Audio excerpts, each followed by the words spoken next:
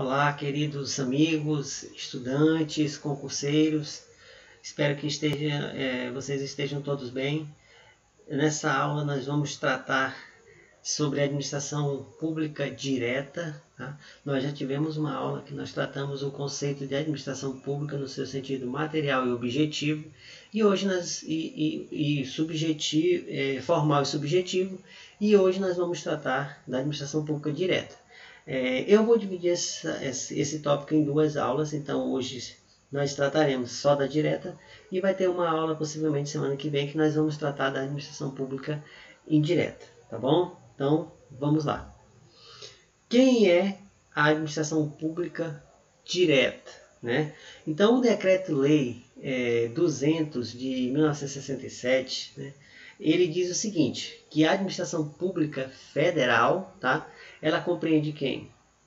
A administração direta, que se constitui dos serviços integrados na estrutura administrativa da Presidência da República e dos ministérios, tá bom? Então aqui nós temos aqui a administração pública federal, tá? Então ela se compõe da administração direta, que é o que está de amarelo, que é o que nós vamos estudar hoje, e ela compõe também da administração indireta, que são, né, as seguintes entidades que são dotadas de personalidade jurídica: as autarquias, fundações, empresas públicas, sociedade de economia mista. Isso não é o tópico da aula de hoje, então hoje nós vamos tratar a administração pública direta. Preparados? Sigamos. Olha só esse esquema que eu fiz aqui para facilitar, né, esse aprendizado da parte de vocês. Quem é a administração pública direta? Primeira coisa que vocês devem saber para provas de concurso é que as pessoas da administração pública direta, elas são chamadas de pessoas políticas ou entidades políticas, tá bom? Cuidado com esse termo, porque se a banca, né, cobrar que são entidades administrativas, não está falando da administração pública direta, está falando de administração pública indireta, que é o que nós vamos ver semana que vem. Quem são, então, as pessoas políticas, né, da administração pública direta? Pessoal, são 4. A União, os estados, DF e os municípios. Preste muita atenção, porque muitas questões de concurso, principalmente nível médio, vem perguntando de forma simples assim: quais são as pessoas que compõem a administração pública direta? Aí tem lá, letra A, União, letra B, Estado, letra C, DF. Aí na letra D vem, por exemplo, uma autarquia ou fundação. Não é. A administração pública direta, então, é quem? União, Estado, DF e município, tá? 4 pessoas políticas. Quem é a administração pública direta no âmbito da União? É a Presidência da República e os seus ministérios, tá? Nos estados, é o governo e as suas secretarias. Quem é a administração pública direta no âmbito do Distrito Federal? É o governo do Distrito Federal e as suas secretarias. E no município? É a prefeitura e suas secretarias, tá ok? Então, a administração pública direta, União, Estado, DF e municípios. Olha só, essa seta vermelha que está aqui no canto esquerdo, né? É só voltar aqui.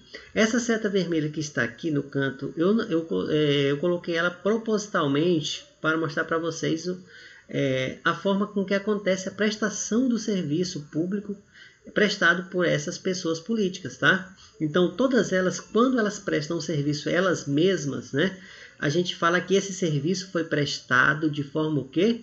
Centralizado. Então, o que é a centralização, né? É a execução de atividade administrativa que é prestado por essas entidades ou pessoas políticas da administração pública direta, que são titulares de competências para exercer essas atividades administrativas, né?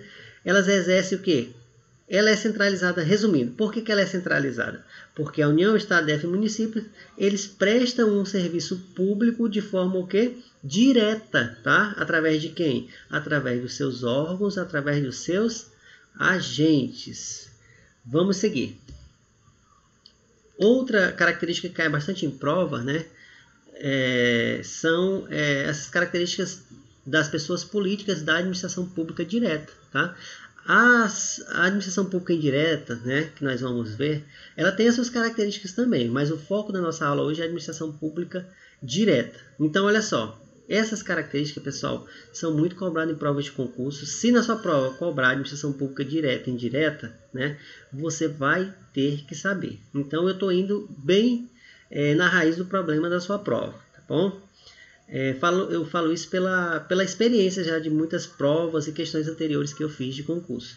Então, olha só, primeira característica, né, das pessoas políticas, União, Estado, DF, Município. Elas são pessoas jurídicas de direito público interno, pessoal. No Brasil, quem é pessoa jurídica de direito público externo é só a República Federativa do Brasil, tá? Então, elas são de direito público interno. Qual é o regime jurídico dessas pessoas políticas? O regime jurídico é de direito público. Elas têm subordinação? Não. Uma outra característica é que elas não têm subordinação umas a outras, tá? As suas competências, a competência da União, do Estado, DF e município, né? Elas estão aonde? Elas estão auridas da Constituição Federal. Deu um embrolho na minha língua aqui, quase não sai, né? Mas elas estão previstas na Constituição Federal. O regime de pessoal é o quê? Quem trabalha na União, Estado, DF e município, a regra é entrar por concurso público. Se entra por concurso público, então nós temos questão de regime jurídico único ou estatutário, tá bom? A competência para julgamento das ações judiciais. Em regra, pessoal, tá? Tem exceções, mas em regra é o quê? Se for ação judicial da União, quem vai julgar é a Justiça Federal. Nos demais entes políticos vai ser o quê? A Justiça Estadual. Por que no município não é julgado no município, né? Porque no município não tem poder judiciário, então ele é julgado na Justiça Estadual. Pessoal, outra característica que elas têm o quê? Autonomia, tá bom? Que tipo de autonomia? Basicamente 4 autonomias. 3, resumindo. As pessoas políticas, a União, Estado, DF e município têm autonomia política, administrativa, financeira e orçamentária. Vamos ver então o que significa cada uma. Dizer que a União, o Estado, DF e o município tem uma autonomia política significa que eles têm o poder de inovar no ordenamento jurídico. Eles podem fazer o quê? Criar leis, tá bom? Dizer que ele tem autonomia administrativa é dizer que esses poderes eles se administram, né, de forma independente e autônoma dos outros entes federados, tá bom? Falar que eles têm autonomia financeira e orçamentária, né, isso é uma decorrência da autonomia que eles já têm administrativa. Então, cada ente ou pessoa política da administração pública direta, ela tem a sua própria receita, recolhe seus próprios impostos. Então, cabe a essas pessoas também decidirem como irão aplicar esses recursos para alcançarem seus fins governamentais, né? Ou seja, os entes políticos, União, Estado, DF, município, eles têm orçamento, eles têm receitas próprias, tá bom? E aí vamos encaminhando aqui para o final dessa aula. É uma aula resumida, mas é tudo que você precisa saber para acertar a questão de concurso, tá? O que é a centralização? Nós já falamos, né? A centralização é quando as pessoas políticas elas prestam um serviço por ela mesma através de seus agentes e seus órgãos, tá? Quando que ocorre a descentralização? Isso aqui a gente vai ver melhor na próxima aula. A descentralização ocorre quando essas pessoas políticas da administração pública direta, elas descentralizam, elas pegam esse serviço que era de prestação delas e descentralizam para pessoas jurídicas. E aí nós vamos ter a criação das entidades administrativas. Então, como é que ocorre a criação, né?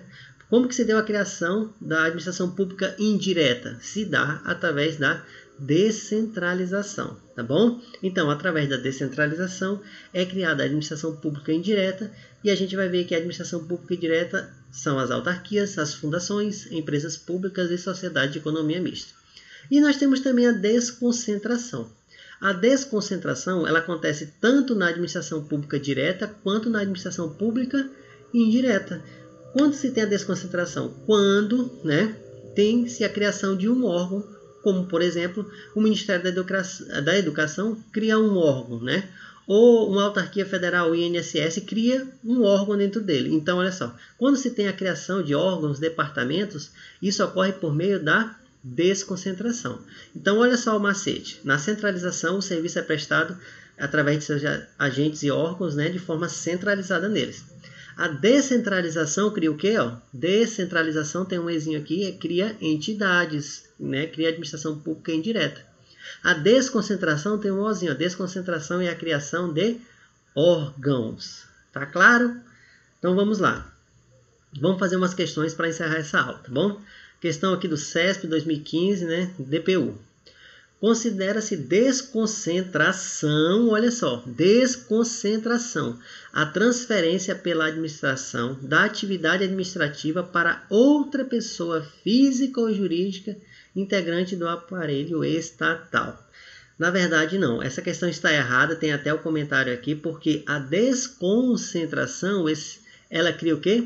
Órgãos. Como houve a transferência de uma atividade administrativa para outra pessoa física ou jurídica, então houve a descentralização e não a desconcentração. Questão 2. Embora nos municípios haja apenas a administração direta, nos estados, em razão da autonomia dada pela Constituição Federal de 1988, pode haver administração pública indireta. Gente, errado, tá?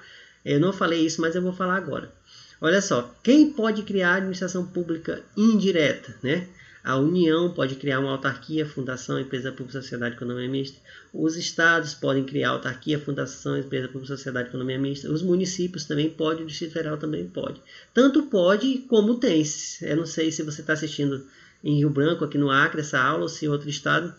Mas se você pesquisar, você vai ver que o seu estado aí, ele tem autarquia, tem fundação, tem empresa pública, tem sociedade, economia mista, tá bom?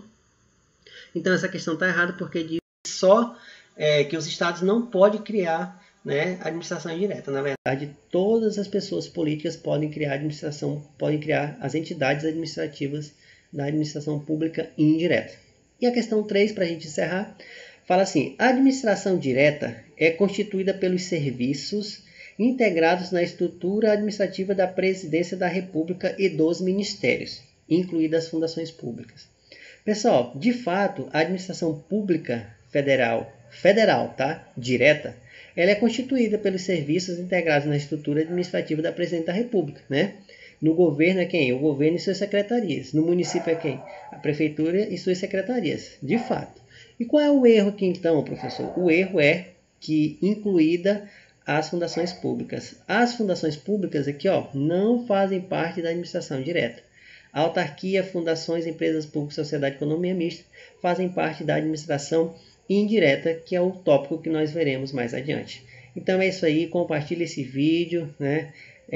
Pode comentar, mandar perguntas, falem os vídeos que vocês querem nas próximas aulas e eu vou fazer um esforço aí para fazer. Pessoal, não liguem muito aí para a questão da claridade, da aparência. Eu estou deixando minha foto até pequena aí, justamente porque está à noite agora e está de má qualidade, né, a gravação. Mas o foco não é você ficar olhando lá no cantinho para mim não, tá? Você vai acompanhando aí a leitura, é por isso que eu criei esses slides para que você pudesse acompanhar de forma fácil. Bons estudos e até a próxima.